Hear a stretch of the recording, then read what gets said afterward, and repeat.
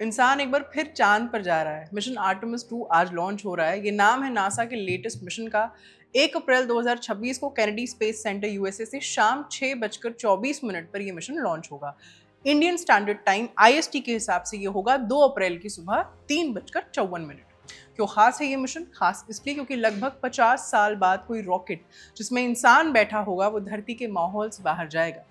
Technical भाषा में इसे डीप स्पेस एक्सप्लोरेशन कहा जाता है, जब हम सिर्फ धरती के चक्कर नहीं लगा रहे होते पर उससे बाहर निकलकर चांद, प्लैनेट्स या डीप स्पेस रीजन्स की तरफ जाते हैं, उसे कहते हैं डीप स्पेस एक्सप्लोरेशन।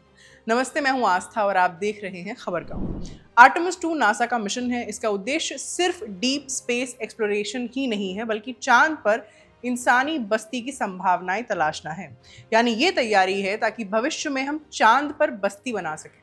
इसमें कितना पैसा खर्च हुआ या होगा? एस्टिमेटेड टोटल कॉस्ट है 93 बिलियन यूएस डॉलर्स, आईएनआर में मोटा मोटा 9 लाख करोड़। अपोलो मिशन के बाद ये पहली बार होगा जब एस्ट्रोनॉट्स चांद के पास ट्रैवल करेंगे। पास मतलब लैंड नहीं करेंगे जी। दरअसल आर्टेमिस 2 एक फ्लाई बाय मिशन है, मतलब एस्ट्रोनॉट्स चांद पर उतरेंगे नहीं बल्कि चांद के पास से होकर गुजरेंगे, उसके इर्द गिर्द चक्कर लगाकर धरती पर सेफली लौट आएंगे। इस मिशन के क्रू में 4 एस्ट्रोनॉट्स हैं जिन्हें केयरफुली सिलेक्ट किया गया है ताकि एक्सपीरियंस, टेक्निकल स्किल्स और इंटरनेशनल टीम वर्क का परफेक्ट बैलेंस बैठाया जा सके। मिशन के कमांडर हैं रीड वाइजमन, जो इसे लीड करेंगे। यही हैं जो पूरी जर्नी के दौरान इंपॉर्टेंट डिसीजंस लेंगे और क्रू की सेफ्टी इंश्योर करेंगे। दूसरे मेंबर हैं विक्टर ग्लवर, जो पायलट है। ये स्पेसक्राफ्ट की नेविगेशन और फ्लाइट सिस्टम्स हैंडल करेंगे। उनका मिशन में होना भी हिस्टोरिक है क्योंकि विक्टर पहले ब्लैक एस्ट्रोनॉट हैं जो दूर डीप स्पेस में ट्रैवल करेंगे। क्रिस्टीना कोच मिशन स्पेशलिस्ट हैं और वो ऑनबोर्ड सिस्टम्स और साइंटिफिक टास्क संभालेंगी। ये भी हिस्टोरिक है क्योंकि वो लो अर्थ ऑर्बिट के बाहर ट्रैवल करने वाली पहली महिला होंगी। चौथे क्रू मेंबर हैं जेरेमी हैंसन, जो कनाडा से हैं और कनेडियन स्पेस एजेंसी को रिप्रेजेंट करते हैं।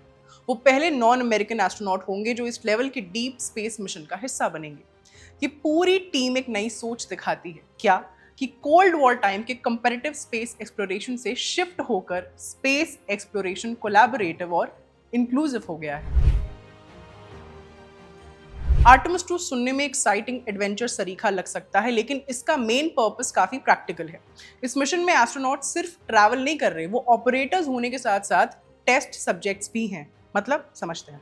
उनका सबसे जरूरी काम है उन सब सिस्टम्स को टेस्ट करना जो डीप स्पेस में इंसान के जिंदा रहने के लिए, मतलब ह्यूमन सर्वाइवल के लिए जरूरी होते हैं। इसमें लाइफ सपोर्ट सिस्टम्स आते हैं जैसे ऑक्सीजन सप्लाई, पानी को रिसाइकिल करना, टेम्परेचर रेगुलेशन, वेस्ट मैनेजमेंट वगैरह। इन सब सिस्टम्स का फ्लॉलेस तरीके से काम करना जरूरी है क्योंकि आगे फ्यूचर में और लंबी दूरी के स्पेस मिशंस इन्हीं सिस्टम्स पर डिपेंड करेंगे। इसके अलावा क्रू कम्युनिकेशन सिस्टम्स को भी टेस्ट करेगा ताकि इतनी ज्यादा दूरी पर भी अर्थ से स्टेबल कांटेक्ट बना रहे। साथ ही वो नेविगेशन की एक्यूरेसी भी चेक करेंगे जब स्पेसक्राफ्ट नॉर्मल ऑर्बिट से बाहर जाकर डीप स्पेस में ट्रैवल करेगा। मिशन का एक बहुत इंपॉर्टेंट हिस्सा ये भी समझना है कि डीप स्पेस में ह्यूमन बॉडी कैसे रिएक्ट करती है। इसमें ज्यादा कॉस्मिक रेडिएशन का एक्सपोजर और पृथ्वी से दूर रहने की वजह से आने वाले मेंटल चैलेंजेस जैसे आइसोलेशन और लोनलीनेस भी शामिल हैं। आसान शब्दों में नासा एक बड़े सवाल का जवाब खोज रहा है। क्या इंसान लंबे समय तक पृथ्वी से दूर, बहुत दूर, सेफली रहकर काम कर सकता है? आर्टेमिस 2 को पॉसिबल बनाने में 2 मेजर टेक्नोलॉजिकल सिस्टम जिम्मेदार हैं। सबसे पहला है SLS स्पेस लॉन्च सिस्टम, जो नासा का अब तक का सबसे पावरफुल रॉकेट है। ये इतना पावरफुल है कि हैवी पेलोड्स और एस्ट्रोनॉट्स को लो अर्थ ऑर्बिट से काफी आगे डीप स्पेस तक ले जा सकता है सिंगल लॉन्च में। दूसरा इंपॉर्टेंट सिस्टम है ओरियन स्पेसक्राफ्ट, जो स्पेशली डीप स्पेस मिशंस के लिए डिजाइन किया गया है।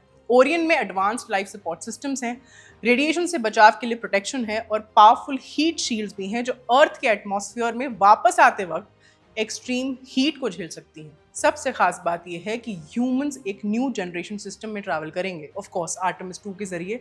इसीलिए इसे एक बेहद क्रूशियल टेस्ट भी माना जा रहा है, जिससे पता चलेगा कि ये असल में कितना इफेक्टिव और रिलायबल है। आर्टेमिस 2 की जर्नी एक केयरफुली प्लान्ड पाथ पर चलेगी जिससे सेफ्टी और इससे जुड़ी सीख दोनों ही मैक्सिमाइज हो सके। लॉन्च के बाद ओरियन स्पेसक्राफ्ट पहले अर्थ के ऑर्बिट में जाएगा जहां शुरुआती सिस्टम चेक्स किए जाएंगे। उसके बाद स्पेसक्राफ्ट चांद की तरफ बढ़ेगा। जब ये चांद के पास पहुंचेगा तब ये उसके चारों ओर एक स्पेशल पाथ पर घूमेगा जिसे फ्री रिटर्न ट्रैजेक्टरी कहते हैं।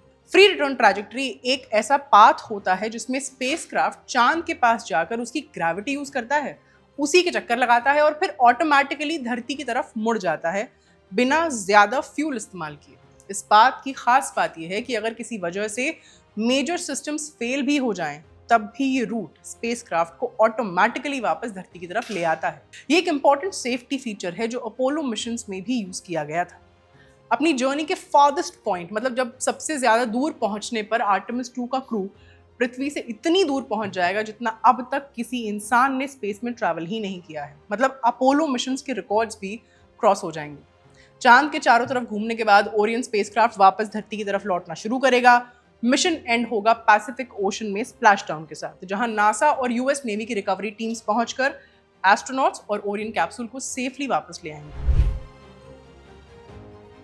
आर्टेमिस 2 की इंपॉर्टेंस सिर्फ उसकी 10 दिन की स्पेस जर्नी तक लिमिटेड नहीं है, इससे ज्यादा है। पहली बात, ये ह्यूमंस को चांद पर दोबारा लैंड करवाने की दिशा में एक जरूरी कदम है। अगला मेजर मिशन आर्टेमिस 3 इसी गोल को अचीव करने की कोशिश करेगा और आर्टेमिस 2 ये इंश्योर करेगा कि अगले मिशन और मिशंस के लिए सारे सिस्टम्स रेडी हों।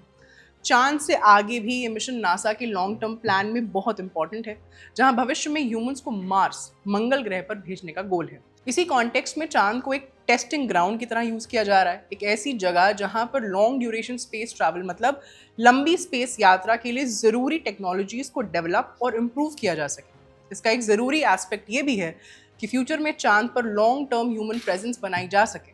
नासा और उसके पार्टनर्स ऐसे प्लान्स एक्सप्लोर कर रहे हैं जिनमें चांद पर बेस बनाया जा सके, खासकर चांद के साउथ पोल के पास, जहां पर वाटर आइस यानी पानी से बनी बर्फ मिलने की पॉसिबिलिटी है। ये पानी फ्यूचर मिशंस और एस्ट्रोनॉट्स के लिए काफी यूजफुल हो सकता है। इससे लगातार एक्सप्लोरेशन करना पॉसिबल होगा और आगे चलकर स्पेस बेस्ड इंडस्ट्रीज भी डेवलप हो सकती हैं। साथ ही आर्टेमिस 2 ये भी दिखाता है कि स्पेस की जियोपॉलिटिकल और टेक्नोलॉजिकल इंपॉर्टेंस फिर से बढ़ रही है। आज कई देश और प्राइवेट कंपनीज मून एक्सप्लोरेशन में भारी इन्वेस्टमेंट कर रहे हैं। सिंपली पुट, ये मिशन सिग्नल देता है कि स्पेस एक बार फिर से इनोवेशन और ग्लोबल इन्फ्लुएंस का सेंटर बन रहा है। आर्टेमिस 2 और उसकी महत्ता को समझने के लिए जरूरी है हम उससे पहले के मिशंस को ब्रीफ में जानें। 1960s और 1970s में अपोलो प्रोग्राम इंसान की चांद तक पहुंचने की पहली सफल कोशिश थी। अपोलो 8 वो मिशन था जिसमें पहली बार इंसानों ने चांद को ऑर्बिट किया, जबकि अपोलो 11 ने 1969 में इतिहास रचा था पहली मून लैंडिंग के साथ। इसके बाद 1972 में अपोलो 17 आया, जो चांद पर ह्यूमंस को भेजने वाला लास्ट अपोलो मिशन था। इसके बाद ऐसे मिशंस बंद हो गए, बजट इश्यूज और बदलती प्रायोरिटीज की वजह से। फिर कई सालों बाद साल 2022 में आर्टेमिस 1 लॉन्च हुआ, जो इस नए प्रोग्राम आर्टेमिस की नींव बना। ये एक अनक्रूड मिशन था, मतलब इसमें एस्ट्रोनॉट्स नहीं थे और इसका मकसद ओरियन स्पेसक्राफ्ट को टेस्ट करना था। इस मिशन में ओरियन चांद को ऑर्बिट कर सेफली धरती पर लौट आया था, जो एक बहुत बड़ी सक्सेस थी। आर्टेमिस 2 इसी सक्सेस पर फर्दर बिल्ड करता है, लेकिन इस बार एक और इम्पॉर्टेंट एलिमेंट ऐड हुआ है, ह्यूमन प्रेजेंस। एस्ट्रोनॉट्स खुद इस जर्नी का हिस्सा होंगे। ये मिशन मून एक्सप्लोरेशन को आगे बढ़ाने की दिशा में नेक्स्ट लॉजिकल कदम है। आर्टेमिस 2 सिर्फ एक और स्पेस मिशन नहीं है, ये पास्ट और फ्यूचर के बीच एक पुल, ब्रिज जैसा है। ह्यूमन रेस को अपोलो मिशंस की लेगेसी से दोबारा जोड़ता है और साथ ही एक नई एरा की तरफ ले जाता है, जहां इंसान पृथ्वी के बाहर रह सकते हैं और काम कर सकते हैं। एडवांस टेक्नोलॉजीज को टेस्ट करके डीप स्पेस में ह्यूमन सर्वाइवल को समझकर इंटरनेशनल कोऑपरेशन दिखाते हुए ये मिशन फ्यूचर में होने वाली स्पेस एक्सप्लोरेशंस के लिए एक मजबूत फाउंडेशन तैयार करेगा। इससे चांद पर दोबारा जाने और आगे चलकर मार्स तक पहुंचने का रास्ता भी बनेगा। आर्टेमिस 2 वही डिसाइसिव पॉइंट है जहां से चांद पर फिर से जाने की जर्नी सच में शुरू होती है और जहां से इंसान स्पेस में सिविलाइजेशन बनाने की तरफ एक बड़ा कदम बढ़ा रहा है या बढ़ा सकता है। आज की वीडियो यहीं तक। कैमरा के पीछे हमारे साथी अयान, मेरा नाम है आस्था। देखते रहिए खबरगांव। शुक्रिया।